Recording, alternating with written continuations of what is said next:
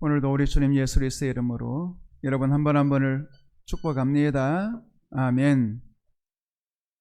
요한복음에는 주제가 있습니다.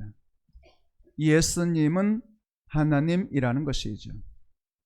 요한복음 20장에 보면 요한복음을 기록한 목적에 대해서 이렇게 말씀합니다. 예수님이 하나님의 아들 그리스도이심을 믿게 하려 함이요 믿고 그 이름을 힘입어 생명을 얻게 하려는 것이다. 이렇게 말씀하고 있습니다. 그래서 요한복음은 예수님이 하나님이신 증거를 우리에게 말씀하고 있죠. 지난 시간까지 표적에 대해서 말씀했습니다. 마태, 마가, 누가복음과 동일하게 복음이란 단어가 붙어 있긴 하지만 그러나 마태, 마가, 누가복음과는 전혀 다른 관점에서 요한복음은 예수님을 소개하고 있습니다.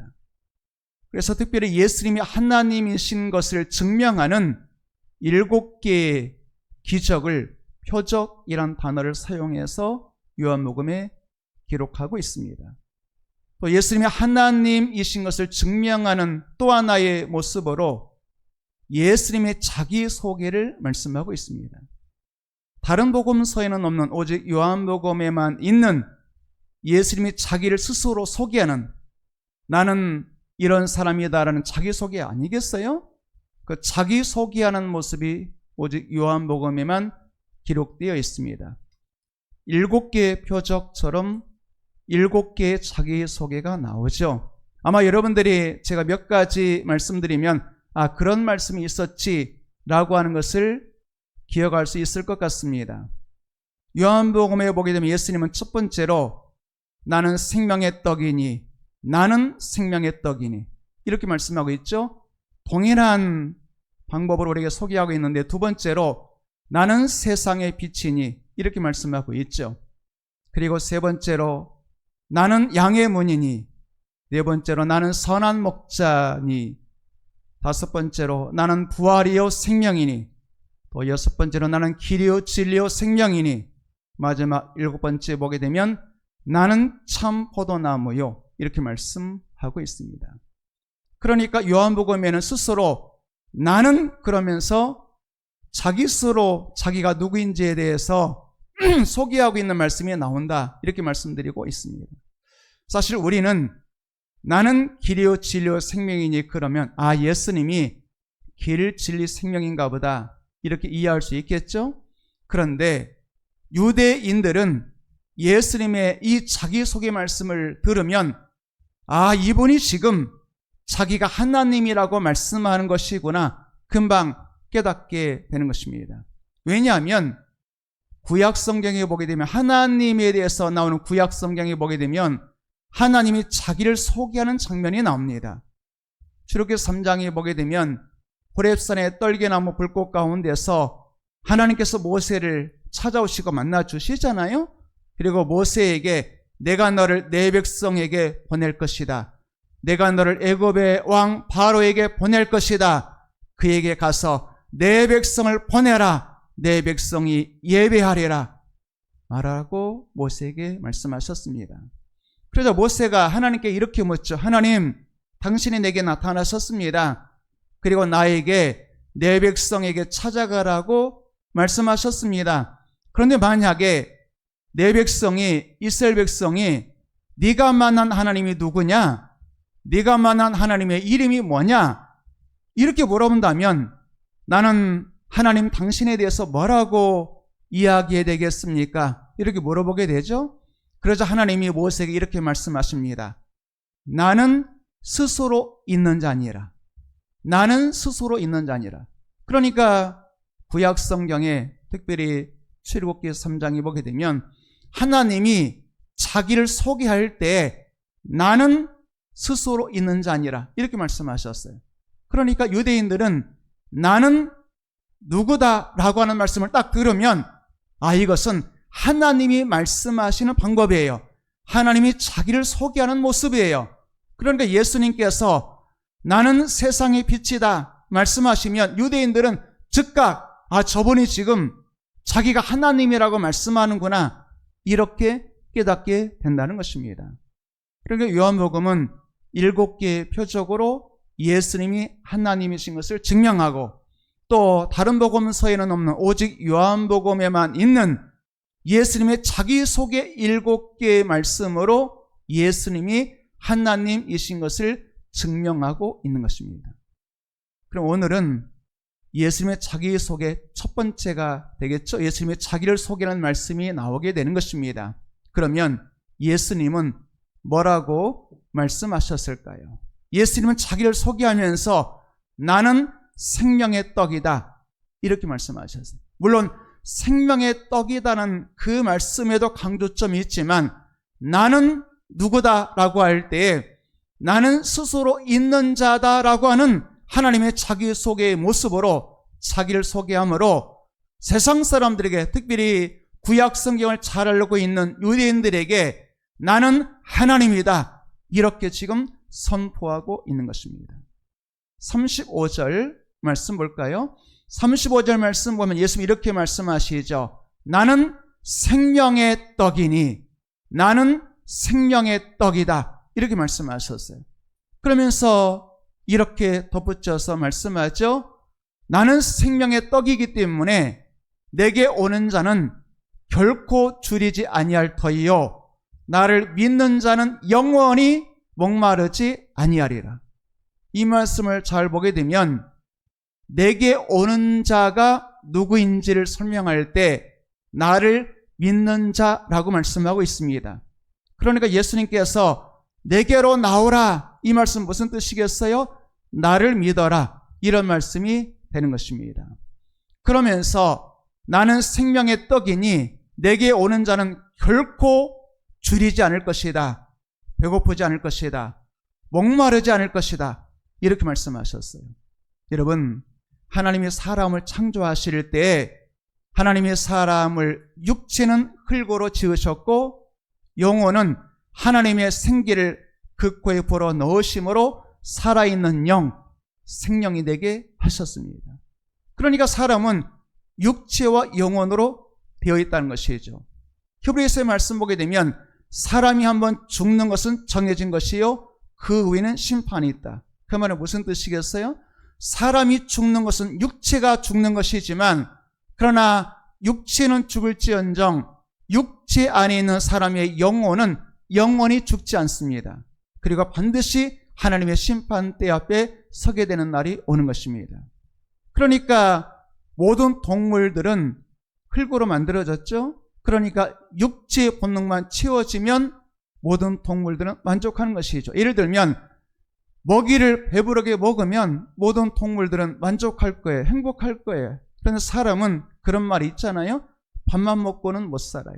배가 부른다고 행복한 게 아니야. 왜냐하면 육체를 위해서는 밥만 먹으면 행복하겠지만 사람에게는 영혼이 있어요. 영혼에는 밥이 아니라, 육체의 떡이 아니라 영혼의 양식이 필요한데, 예수님이 친히 말씀하시기를 나는 영혼의 생명의 떡이다, 이렇게 말씀하셨어요. 사람은 밥만 먹는다고 행복한 게 아니에요. 맛있는 음식 먹고 배불러도 그래도 인생이 허무할 수 있고, 배가 부른데 모든 것이 다 갖춰져 있는데도 스스로 불행하고 우울하다고 생각할 수도 있어요. 왜 그러겠어요? 육체를 위해서는 밥만 먹으면 만족할지 모르겠지만 사람은 영혼으로 만들어졌기 때문에, 영혼이 있기 때문에 우리는 밥으로만 행복할 수 없는 하나님의 영, 생명의 떡이신 예수님을 먹어야만 우리의 영혼에 만족함이 있는 것입니다.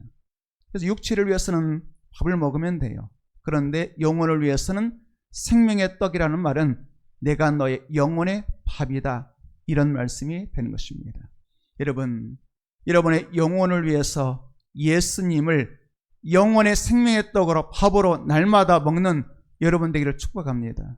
그러니까 우리가 사실 힘들고 지치고 피곤할 때 맛집 가서 맛있는 음식 먹으면 회복이 되잖아요. 행복해지잖아요. 채워지잖아요. 그런 것처럼 영혼이 힘들고 영혼이 지치고 영혼이 우울하고 괴로울 때는 여러분의 영혼의 떡이신 예수님을 먹는 여러분 되기를 축복합니다. 그러면 여러분의 영혼에 샘이 돋는 거예요. 여러분의 영혼이 살아나는 거예요. 여러분의 영혼의 기쁨이 충만해지는 것입니다. 51절 말씀 볼까요? 51절 말씀 보게 되면 예수님 한 번 더 이렇게 말씀하죠. 나는 생명의 떡이라고 말씀하면서 세상의 땅에서 나는 밥이나 떡이 아니라 나는 하늘에서 내려온 살아있는 떡이다. 이렇게 말씀하고 있습니다. 나는 하늘에서 이 땅에 내려온 살아있는 떡이니 사람이 이 떡을 먹으면, 예수님을 먹으면 영생하리라. 예수님은 살아있는 떡이기 때문에 이 땅의 떡은 먹어도, 여러분 어제 저녁에 맛있는 음식을 배부르게 먹어도 하루만 지나도 또 배가 고프잖아요. 또 먹어야 되잖아요. 그런데 예수님은 살아있는 떡이에요. 영생의 떡이에요. 그래서 예수님을 먹으면 영생한다고 말씀하고 있습니다.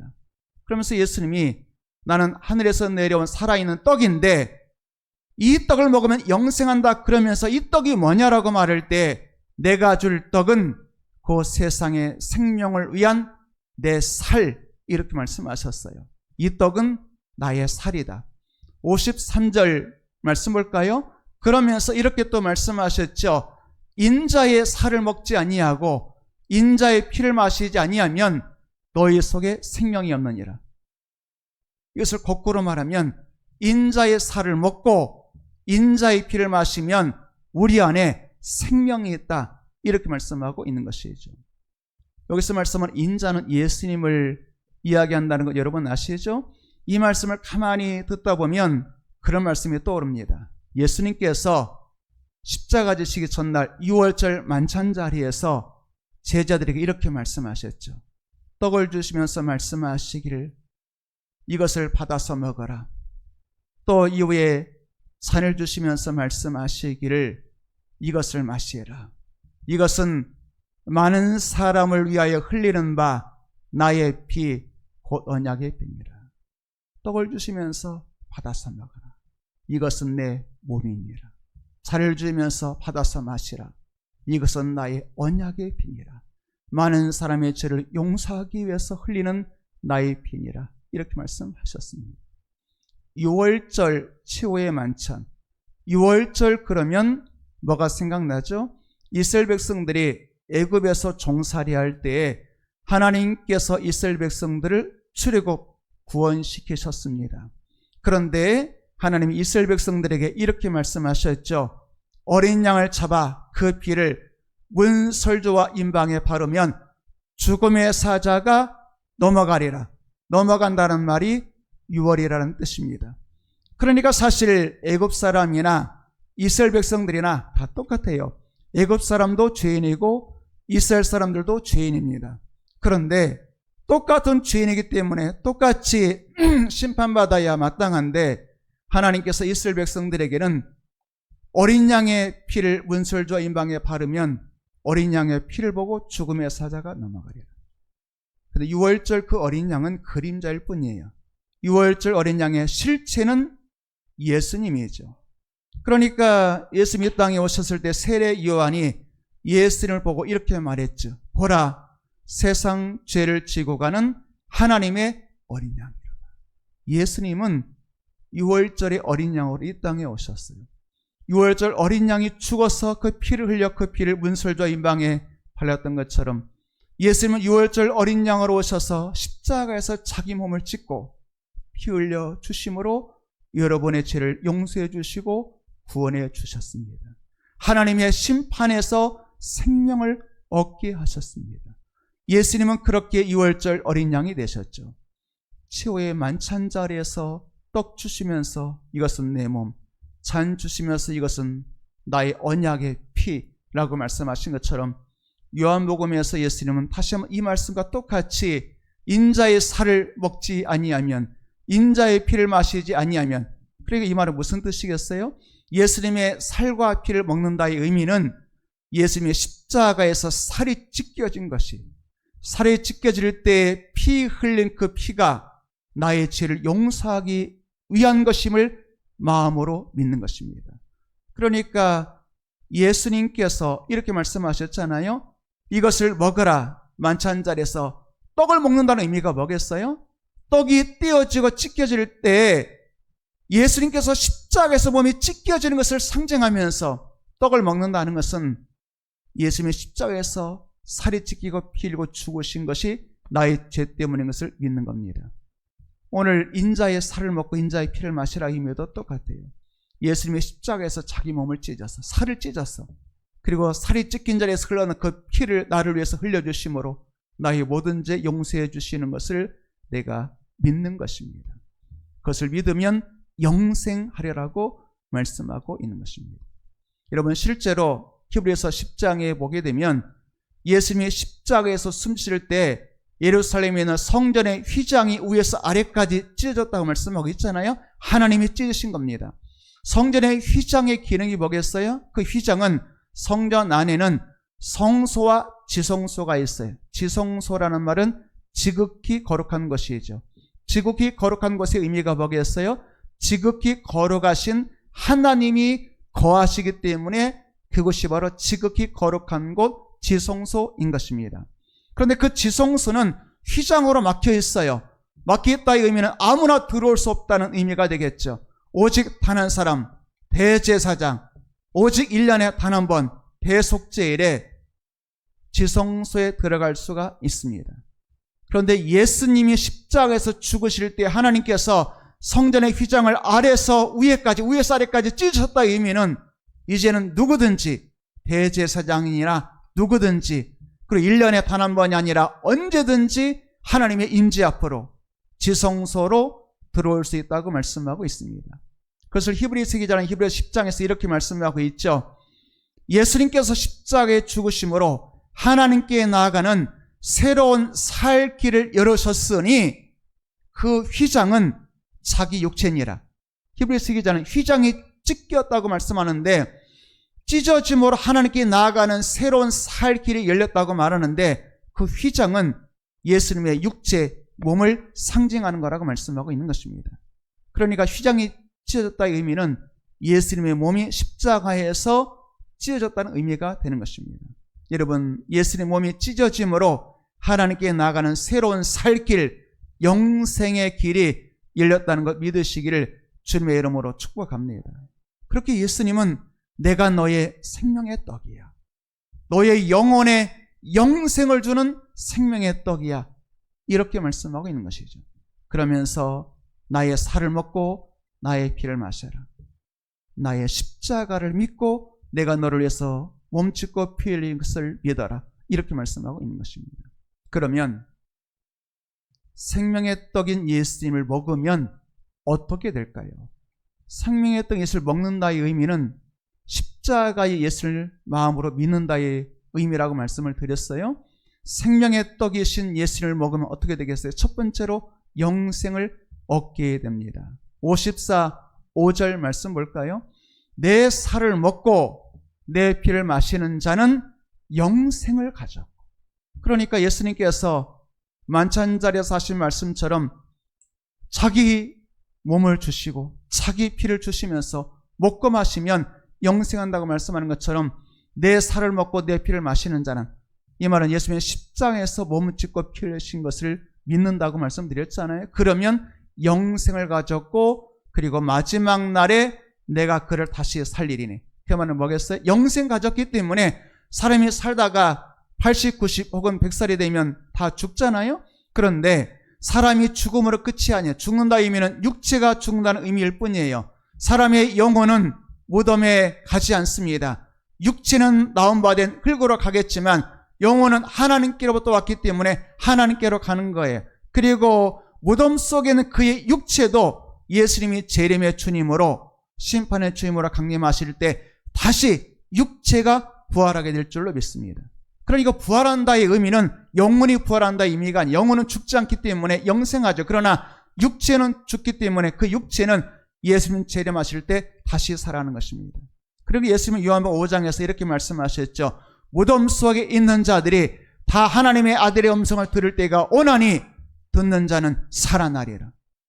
우리가 죽어서 무덤 속에 묻히면 시간이 지나면 다 썩어서 흙이 되겠죠. 아무것도 없는 것처럼 보여요. 그러나 예수님의 재림의 주님을 오시는 날 생명책에 기록된 여러분의 이름을 부를 때에 여러분이 흙이 되었다 할지라도 하나님의 아들의 음성, 여러분의 이름을 부르는 그 음성을 듣게 될 줄로 믿습니다.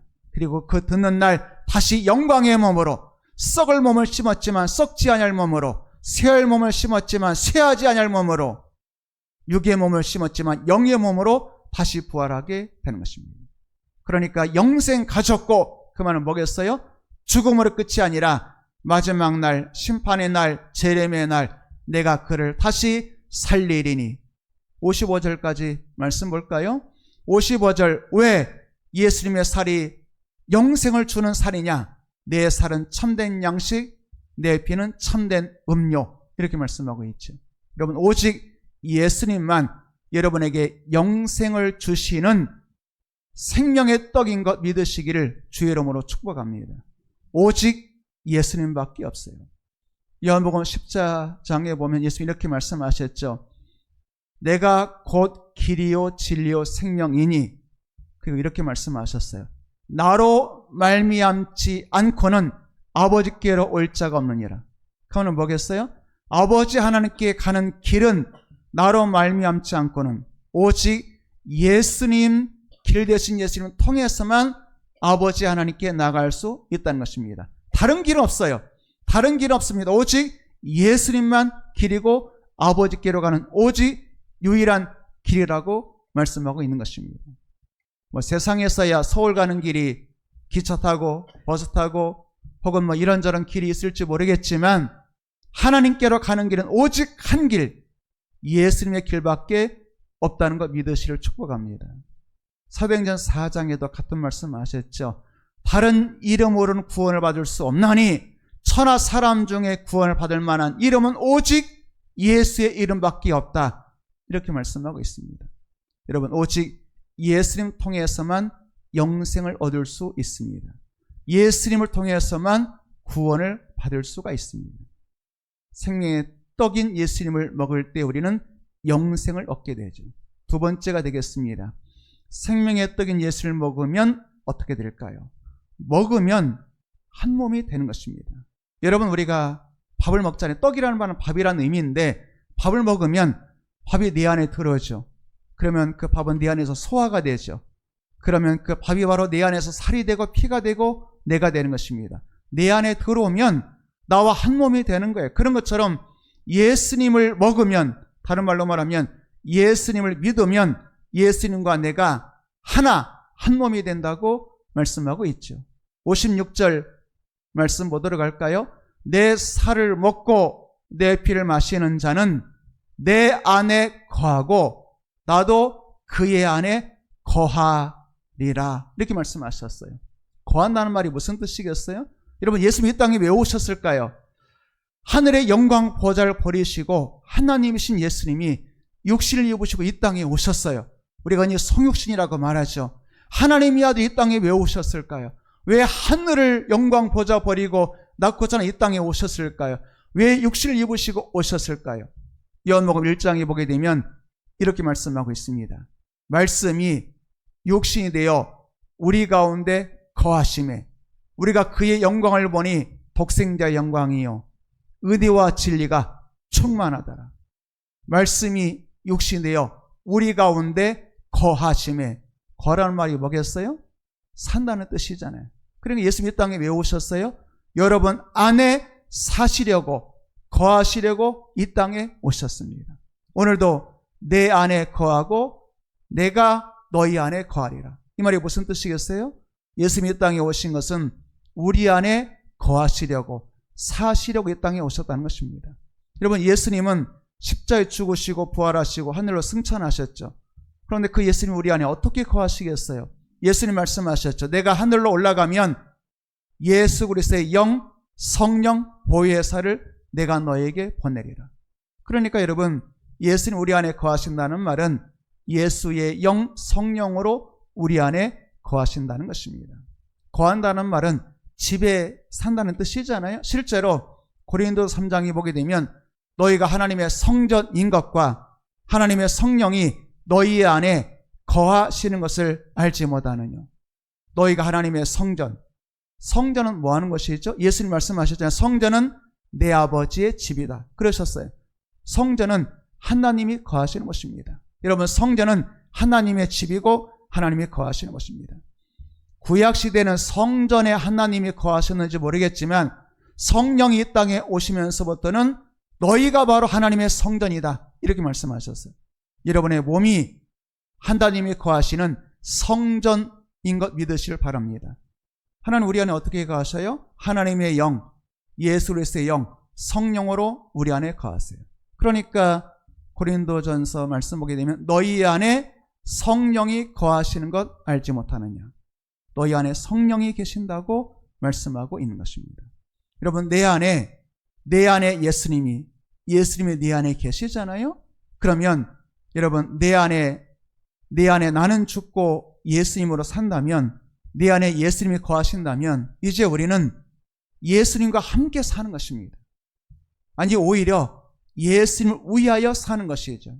이렇게 한번 설명해 볼까요? 한 여자가 임신을 했어요. 뱃속에 생명을 잉태하게 되었죠. 임신하기 전에는 어쩌면 자기 좋은 대로 살았는지 몰라요. 가고 싶은 데 가고, 보고 싶은 거 보고, 먹고 싶은 건 먹고, 그렇게 살았는지 몰라요. 그런데 자기 안에 새 생명을 잉태하게 되면 이제는 자기를 위해 살지 않고 자기 안에 있는 생명을 위하여 살죠. 그래서 먹고 싶은 것도 먹고 싶은 것, 전에는 내가 좋은 건 먹었어요. 그런데 밥을 먹을 때도, 음식을 먹을 때도 이 음식이 내가 좋은 것이냐가 아니고 혹시 내 아이에게 좋을까 혹은 나쁠까를 생각하게 되죠. 또 무엇을 보더라도 이것이 내 아이에게 좋은 영향력을 끼칠까, 그렇지 아니할까, 이걸 생각하게 되죠. 여러분, 그런 것처럼 우리 안에 새 생명을 잉태했잖아요. 우리 안에 예수님을 우리 안에 모시게 되었잖아요. 예수님 우리 안에 거하시게 되잖아요. 그러면 여러분, 예수님이 없을 때는 여러분은 마음대로 살면 돼요. 내가 먹고 싶은 거 먹고, 마시고 싶은 거 마시고, 가고 싶은 거 가고, 보고 싶은 거 보고, 생각하고 싶은 거 생각하면 되죠. 그러나 이제 네 안에 예수님 계시기 때문에 이제부터는 예수님이 기뻐하는 것 나도 기뻐하고, 내가 이 생각하면 주님이 기뻐하실까, 내가 이 말을 하면 성령님이 기뻐하실까를 생각하면서 살게 되는 것이죠. 나를 위해 사는 것이 아니라 네 안에 계신 예수 그리스도를 위하여 살게 되는 것입니다. 여러분, 예수님과 여러분이 한 몸 된 것 믿으시기를 주의 이름으로 축복합니다. 여러분 안에 성령님이 거하시는 겁니다. 세 번째가 되겠습니다. 생명의 떡인 예수님 먹으면 어떻게 될까? 예수님 먹으면 세움을 얻게 되죠. 여러분, 밥을 먹으면 육체가 세움을 얻는 것처럼 여러분의 영혼에도 예수님을 먹으면 세움을 얻게 되죠. 57절 말씀 볼까요? 57절 밑줄쯤 부분 나를부터 한번 읽어보겠습니다. 시작. 나를 먹는 그 사람은 나로 말미암아 살리라. 이 말은 뭐겠어요? 예수님 먹으면 살 수 있게 된다는 것입니다. 배가 고프면 밥을 먹으면 살게 되잖아요. 힘들고 지치고 피곤할 때 밥 먹으면 이제 살 것 같아. 지치고 힘들어서 아무것도 할 수 없을 때 이제 내가 새 힘이 난다. 이제 뭔가 할 수 있을 것 같다. 그런 것 아니겠어요? 육체를 위해서는 밥을 먹어야 되겠죠. 여러분, 영혼을 위해서도 마찬가지. 영혼을 위해서 예수님 먹으면 영혼이 새 힘을 얻죠. 영혼이 살아나게 되죠. 여러분, 시들시들하고 영혼이 지치고 피곤하고 우울하고 낙심이 되고 절망이 되고 내일의 희망이 없고 나 이제 끝나는가 봐. 내 인생은 우울해 슬퍼. 그랬다가도 예수님을 먹으면, 생명이신 생명의 떡이신 예수님을 말씀으로 먹으면 내 영혼에 다시 한번 희망이 생기는 겁니다. 내 인생 끝나지 않았어. 나에게는 소망이 있지. 나에게는 새로운 미래가 열려질 거예요. 찬송가의 한 테마로 소개해보자면 예수는 나의 힘이요, 예수는 나의 생명의 능력이시니 나의 기쁨, 나의 소망, 나의 생명이 되신 주. 이렇게 되는 것 아니겠어요?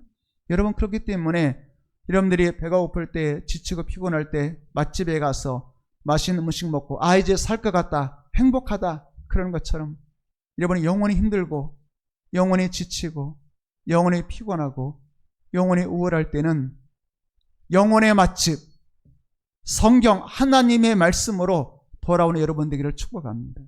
또한 이렇게 말씀이 선포되는 이 자리, 예배 자리에 나오면 여러분들이 생명의 떡인 예수님을 말씀으로 먹게 되잖아요. 그러면 여러분들이 예배당에 들어올 때는 지치고 피곤하고 터덜터덜 걸어왔던 여러분의 두 발에 새 힘이 생기고 돌아갈 때는 나비같이 날아갈 수 있는 새 힘을 얻게 되는 것입니다. 그런 역사 있게 되기를 주의 이름으로 축복합니다. 나를 먹으면 나로 말미암아 살리라. 나를 먹으면 나 때문에 새 힘을 얻게 되리라. 소망을 얻게 되리라. 이렇게 말씀하는 것이죠. 네 번째가 되겠습니다. 생명의 떡인 예수님 먹으면 어떻게 될까? 영원히 살게 된다고 말씀하고 있죠. 58절 말씀 볼까요? 이것은, 여기서 말씀하는 이것은 예수님을 말합니다. 예수님은 하늘에서 내려온 떡이니, 조금 전에 나는 하늘에서 내려온 살아있는 떡이니 그랬잖아요. 그러니까 예수님은 땅의 음식이 아니야. 예수님은 하늘의 음식이야. 하늘에서 내려온 생명의 떡이야. 그러면서 예수님께서 조상들이 먹은 것을 소개합니다. 조상들이 먹고도 죽은 그것과 같지 않다. 조상들이 먹고도 죽은 생각하면 이런 거죠. 이스라엘 백성들이 하나님이 어마어마한 양식 내려주신 적이 있어요. 출애굽하여 광야 40년 지날 때에 하나님께서 만나 내려주셨죠. 그들의 배가 고파 죽어갈 때에 하나님께서 만나를 주셨어요. 그런데 만나를 아무리 많이 먹었어도 40년 먹었어도 결국은 다 죽어요. 여러분, 우리가 이 땅에서 아무리 맛있는 밥을 많이 먹고 내 육체를 잘 관리하고 영양제 먹고 운동 열심히 해도 결국 다 죽습니다. 그러나 하늘에서 내려온 생명의 떡인 예수님 먹는 자, 이 떡을 먹는 자는 영원히 살리라. 죽지 않는다고 말씀하고 있죠. 영생한다고 말씀하고 있죠. 영원히 산다고 말씀하고 있는 것입니다. 이 땅에서 죽음으로 끝이 아니라 예수님 다시 오시는 날, 심지어 내가 무덤 속에 있다 할지라도 무덤 문이 열리고 다시 살아나 부활의 몸으로 천국에 들어가게 될 줄로 믿습니다. 또한 이 땅에서 육신의 밥을 먹음으로 새 생명 얻는 것처럼 만족이 있고 행복이 있는 것처럼 생명의 떡인 영혼의 떡 예수님 먹으면 우리의 영혼은 행복해지고 우리의 영혼은 만족해지고 우리의 영혼은 기쁨이 충만하게 될 줄로 믿습니다. 자, 여러분, 오늘 말씀 생각해 볼까? 예수님이 자기 소개하셨어요. 나는 생명의 떡이라고 말씀하셨죠. 사람이 이 떡 먹으면 영생을 얻게 될 거야. 이 떡 먹으면 새 힘을 얻게 될 거야. 이 떡 먹으면 너와 나는 한 몸이 될 거야. 이 떡을 먹으면 너는 영원히 살게 될 거야. 말씀하셨죠. 이번 한 주간 생명의 떡인 예수님 먹음으로 영생을 누리는 여러분 되기를 축복합니다. 하루에 3끼 밥 먹을 때마다 주여 육체를 위해서는 내가 밥을 먹습니다. 내 영혼을 위해서는 생명의 떡인 예수님, 말씀이신 예수 그리스도를 말씀으로 먹겠습니다. 소원하며 주님과 함께 한 주간 동행하는 여러분 되기를 주의 이름으로 축복합니다.